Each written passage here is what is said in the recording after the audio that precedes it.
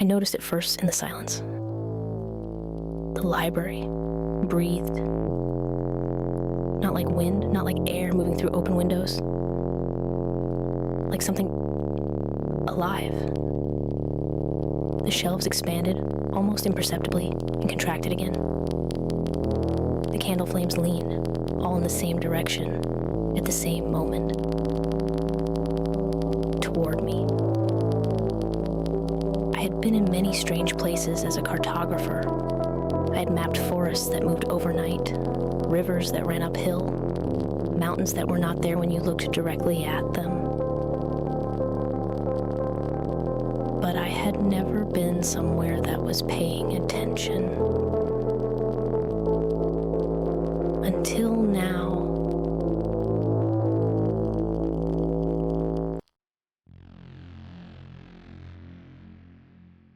I walked deeper in. The book with my name was still in my hands. I hadn't put it down. I wasn't sure I could. But I started to notice the other books. Not the thousands floating above, the ones on the shelves. Each one had a name on its spine. Not titles. Names. I pulled one from the shelf. Marcus. I opened it. The first page said the lie he told every morning when he looked in the mirror. I closed it immediately. I pulled another. Yuki. The dream she abandoned because someone told her it wasn't practical. I stood very still between the shelves. This wasn't a library that stored knowledge. This was a library that stored truth. The truth people carried but never said out loud.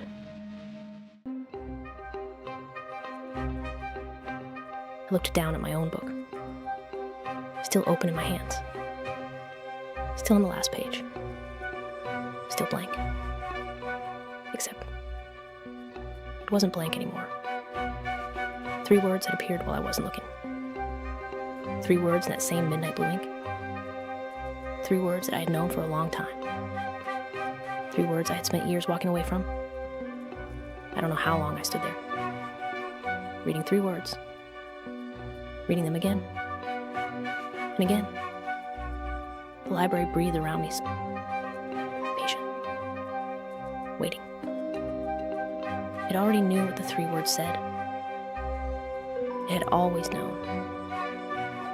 That was the thing about this place. It didn't show you what you didn't know.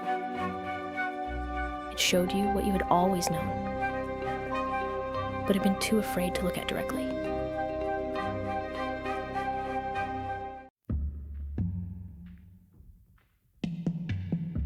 I am a cartographer because I am afraid. That is the truth the book was showing me. Not afraid of the unknown, afraid of the known. I map places so that nothing can surprise me. I document everything, every road, every river, every edge of every territory. So that I can always say, I know where I am. I know where everything is. I am in control. But this library had no map. And I was completely lost. And for the first time in a very long time, I didn't reach for my notebook. I just stood there, in the middle of something I could not measure, something I could not contain on a page. And I let it be unmappable.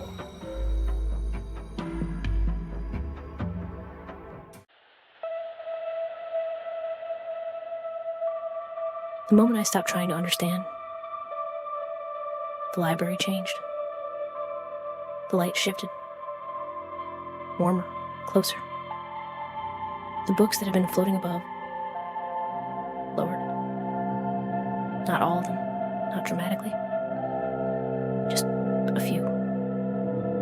As if they wanted to be closer to me. As if the library itself was offering something. I reached out my hand. One book drifted to meet my fingers. Old, very old, older than the others. No name on the spine. No title. Just a symbol. The same compass rose that had appeared on page 301 of my book. The library had been waiting for me to be honest. And now that I was, it had something to show me.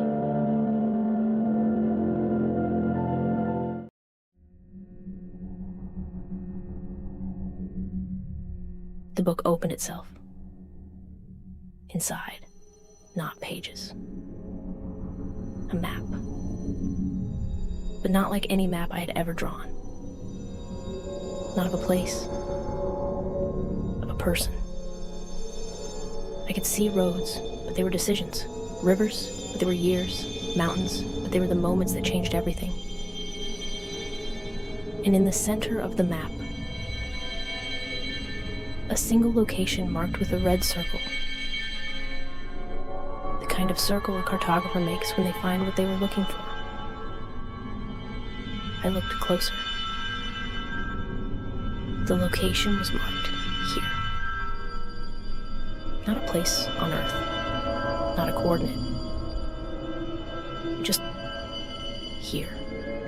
This library. This moment. This truth.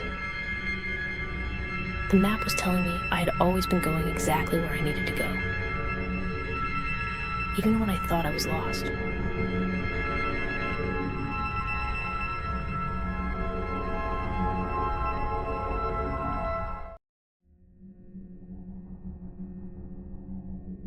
I am a cartographer. I have always believed that the most important thing is knowing where you are. I was wrong. The most important thing is being honest about where you are. There is a difference. I closed the book. Both books. Mine, and the old one with the compass rose. I put my own book back in the circle above. It belonged there now. It was finished. Or it was ready to be continued. The compass in my pocket had started moving again. Not toward the forbidden section. Not deeper into the library. Upward. I looked up. Above the circle of books. Above the shelves. Above everything I had seen. There was a door. In the ceiling. And it was open.